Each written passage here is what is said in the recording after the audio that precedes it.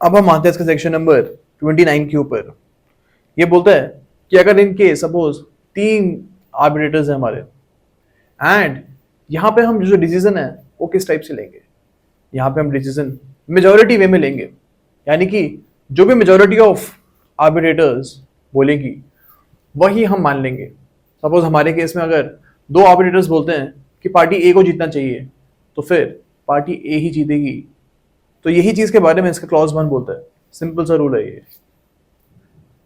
इसका जो क्लॉज 2 है वो भी एक सिंपल सी बात बोलता है कि सपोज यू नो ए और बी के बीच में एक आर्बिट्रेशन प्रोसीडिंग चल रही है और इस पे एक प्रोसीजरल मैटर अराइज हो जाता है, यानी फैक्ट्स के ऊपर नहीं, एक पर्टिकुलर लॉ के ऊपर एक प्रोसीजरल चीज के ऊपर आपको आंसर चाहिए। अब इस केस में इसका आंसर कौन देगा? इसका आंसर वही आर्बिट्रेटर देगा जो कि प्रिसाइडिंग आर्बिट्रेटर है। यानी कि आप मान लो he is kind of a head arbitrator. Okay, normally ये वही पर्सन होता है जिनको दोनों आर्बिट्रेटर्स चुनते हैं। सपोज 3 पार्टीज ने डिसाइड किया हुआ है कि हम 3 आर्बिट्रेटर्स को अपॉइंट करेंगे, एक तो ए पार्टी देगा एंड दूसरा बी देगा, एंड फिर जो ये दोनों आर्बिट्रेटर्स अपॉइंट हो चुके हैं ये तीसरे को मिलकर डिसाइड करेंगे। तो ये जो तीसरे को आप डिसाइड कर रहे हो, normally this person only is the deciding arbitrator. Okay,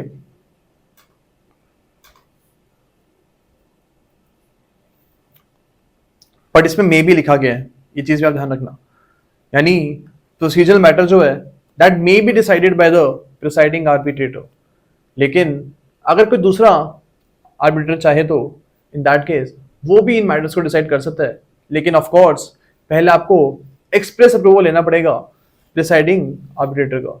अगर वो अलाउ कर देते हैं तो फिर कोई दूसरा आर्बिट्रेटर भी उस प्रोसीजरल मैटर को डिसाइड कर सकता है। अब हम आते हैं इसके सेक्शन नंबर 29A के ऊपर। ये बात करता है time limit for arbitral award के बारे में। इसमें बोला गया कि अगर डोमेस्टिक आर्बिट्रेशन है, क्लॉज 1 इसका बोलता है कि अगर डोमेस्टिक आर्बिट्रेशन है तो वो कंप्लीशन ऑफ रीडिंग्स के 12 महीने के अंदर अंदर खत्म हो जानी चाहिए। यानी कि जब कंप्लीशन ऑफ रीडिंग्स हो गई हैं, statement of claim, statement of defence जो है वो अच्छे तरीके से सबमिट हो चुका है, हियरिंग भी कंप्लीट हो गई है, उसके 12 महीने के अंदर अंदर आपको डिसीजन देना पड़ेगा केस के अंदर। ओके, और same is the case with international arbitration. Okay, international arbitration में भी कंप्लीशन ऑफ रीडिंग्स के 12 महीने के अंदर अंदर आपको अवार्ड देना पड़ेगा। अब आप एक डिफरेंस देखो जो यहां पे गिवन है कि प्रोवाइजो में जो इंटरनेशनल आर्बिट्रेशन के बारे में बात करता है उसमें बोला गया है may be made to dispose of the matter within a period of 12 months. यानी कि कोशिश करनी चाहिए आर्बिट्रल ट्रिब्यूनल को कि 12 महीने के अंदर अंदर वो अवार्ड दे दे। यहाँ पे मैंडेटरी नहीं है उनके ऊपर, सिर्फ और इनको इसमें ये बोला है कि कोशिश करनी चाहिए। लेकिन आप देखोगे डोमेस्टिक आर्बिट्रेशन में अगर क्लॉज 1 में ये चीज बोली गई है कि shall be made by the arbitral tribunal within a month, within a period of 12 months. यानी कि यहाँ पे there is a kind of mandatory rule. अब यहाँ पे उनकी ड्यूटी बनती है कि 12 महीने के अंदर अंदर उनको अवार्ड देना ही देना है। तो ये एक छोटा सा डिफरेंस है between the clause 1 and proviso. अब हम आते हैं इसके सब सेक्शन 2 के ऊपर। इसमें बोला गया है कि अगर सपोज जो हमारी ट्रिब्यूनल है वो 6 महीने के अंदर अंदर ही अवार्ड दे देती है। ओके, सपोज 6 महीने के अंदर अंदर ही अवार्ड आ जाता है, तो जो हमारा आर्बिट्रेटर है उनको एक एडिशनल अमाउंट मिलेगा, एक एडिशनल सम मिलेगा जो कि उनकी तय फीस से ज्यादा होगा, बिकॉज एक टाइप ऑफ इंसेंटिव उनको मिलेगा, बिकॉज जल्दी उन्होंने खत्म कर दिया प्रोसीडिंग्स को तो उसका फायदा उनको मिलना ही चाहिए। अब हम आते हैं इससे क्लॉज 3 के ऊपर।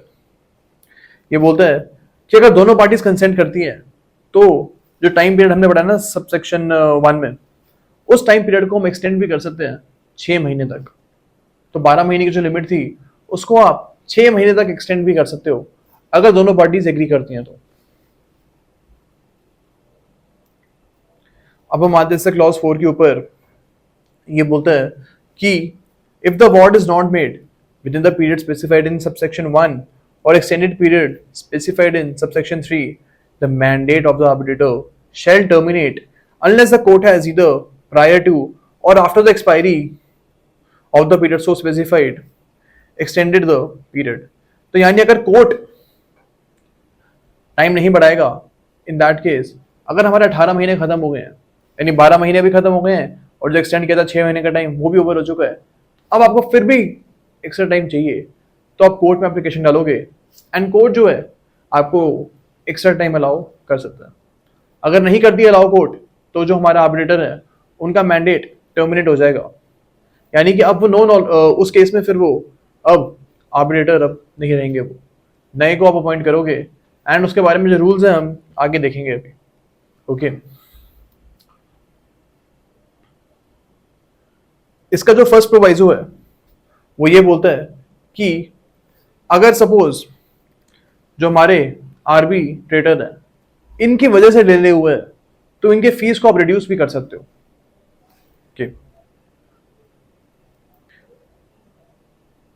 लेकिन एक लिमिट इसमें इम्पोज कर दी गई है कि 5% पर मंथ से ज्यादा आप फीस को रिड्यूस नहीं कर सकते हो।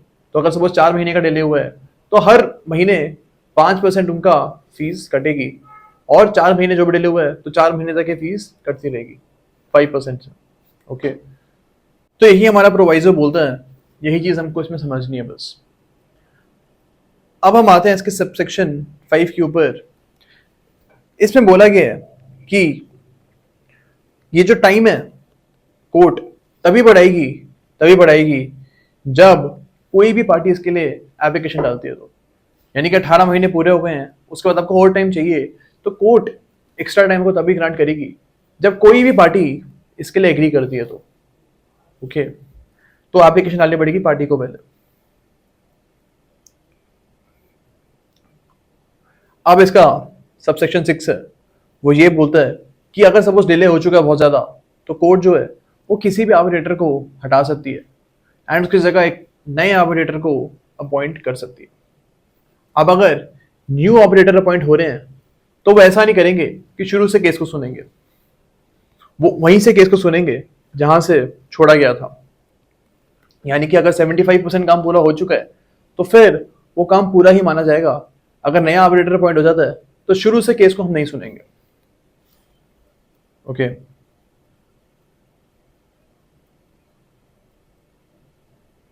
तो यही हमारा सबसेक्शन 6 और 7 बोलता है। अब हम आते हैं सबसेक्शन 8 के ऊपर। ये बोलता है कि अगर किसी पार्टी की गलती है, डिले की वजह कोई पार्टी है, तो उसके ऊपर आप कॉस्ट लगा सकते हो। कोर्ट जो है उनके ऊपर कॉस्ट लगा सकती है, उनको बोल सकती है कि पेनल्टी आप सबमिट करो बिकॉज आपकी वजह से डिले हुआ है ये खत्म होने में। ओके, अब हम आते हैं इसके क्लॉज 9 के ऊपर। क्लॉज 9 बोलता है कि कोर्ट जो है उनको कोशिश करनी चाहिए कि 60 डेज के अंदर अंदर एक्सटेंशन एप्लीकेशन को वो डिसाइड करे। ओके, तो जो सब क्लॉज 5 में हमने पढ़ा था ना एक्सटेंशन एप्लीकेशन, उसको कोर्ट को 60 डेज के अंदर अंदर डिसाइड करने का ट्राई करना चाहिए। ओके, अब हम आते हैं सेक्शन नंबर 29 बी के ऊपर। ये बात करता है फास्ट ट्रैक प्रोसीजर के बारे में। अब यहाँ पे क्या होता है, यहाँ पे दोनों पार्टीज डिसाइड करेगी कि हमको फास्ट ट्रैक प्रोसीजर चाहिए और इसमें आप देखोगे आगे जाके कि 6 महीने के अंदर अंदर 6 मंथ्स के अंदर अंदर पूरी प्रोसीडिंग्स ओवर हो जाती है।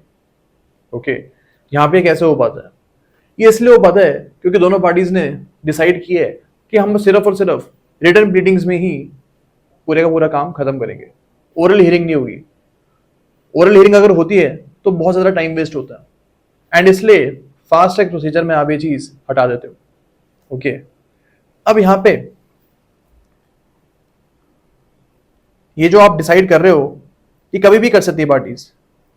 इसमें लिखा हुआ है notwithstanding anything contained in this act the parties to an arbitration agreement may at any stage either before or after the appointment of arbitral tribunal agree in writing to have the dispute resolved by fast track procedure। यानी कि जब आपने agreement sign किया था शुरू में तभी भी आप डिसाइड कर सकते हो और बाद में भी आप डिसाइड कर सकते हो कि हाँ हमको फास्ट ट्रैक प्रोसीजर चाहिए।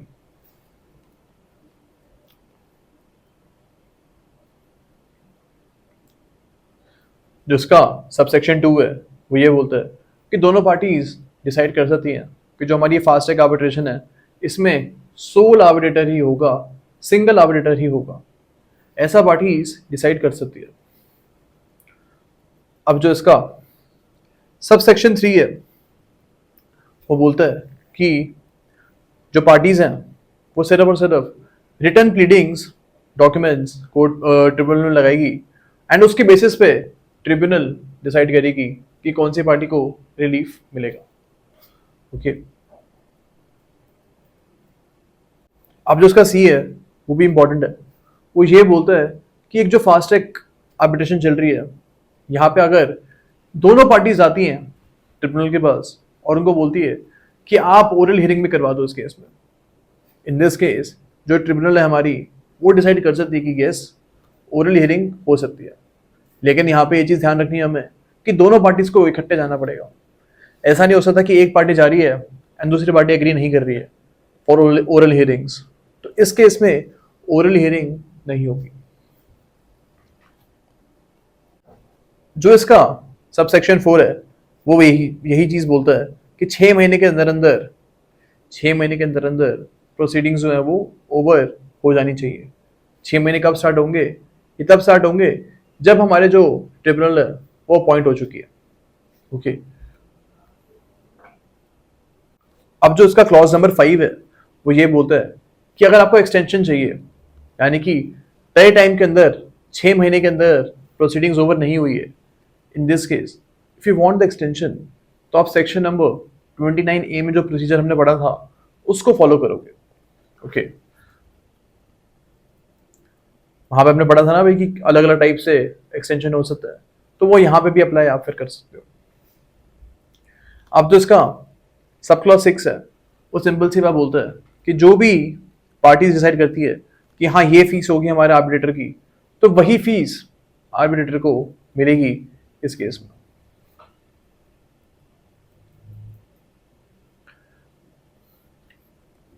अब हम आते हैं इसके सेक्शन नंबर 30 के ऊपर। ये बोलता है कि अगर सपोज हमारी प्रोसीडिंग्स जो हैं स्टार्ट हो चुकी हैं, ट्रिब्यूनल की जो प्रोसीडिंग्स हैं वो स्टार्ट हो चुकी है, अब इसके दौरान जो हमारे आर्बिट्रेटर हैं उनको लगता है कि मीडिएशन या नेगोशिएशन होना चाहिए इस केस में, तो यहाँ पे जो हमारा ट्रिब्यूनल है वो डिसाइड कर सकती है कि दोनों पार्टीज को हम मीडिएशन में भेजते हैं। मीडिएशन क्या होता है कि वहाँ पे आप दोनों पार्टीज को एक पर्सन के पास भेजते हो एंड वो पर्सन कोशिश करता है कि दोनों पार्टीज के बीच में एक एग्रीमेंट हो जाए। ये इन्फोर्सेबल एग्रीमेंट तभी होगा जब दोनों पार्टीज इस पर साइन करेगी एंड उसके बेसिस पे फिर आगे जाके डिसीजन आप सुना सकते हो। तो ये मैंडेटरी नहीं है पार्टीज को कि वो एग्रीमेंट करेगी ही करेगी। अगर उनको नहीं समझ में आता है तो वो एग्रीमेंट नहीं करेगी एंड इन दैट केस जो हमारा मीडिएटर है वो कुछ नहीं कर पाएगा।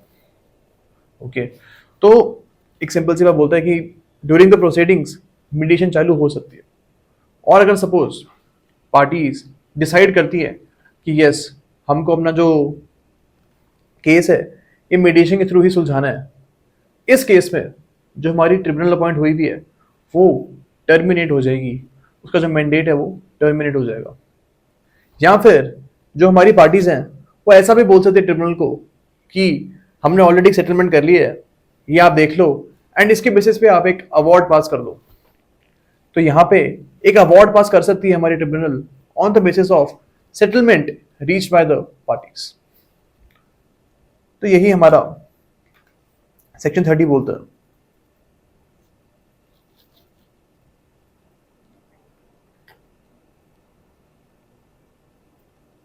जो इसका सबसेक्शन 4 है वो ये बोलता है कि अगर सेटलमेंट के बेसिस पे ट्रिब्यूनल ने कोई डिसीजन दे दिया तो हम यही मानेंगे कि उस केस में एक अवार्ड आ गया, आर्बिट्रेशन अवार्ड आ गया है, हम यही मानेंगे इस पर्टिकुलर केस में भी।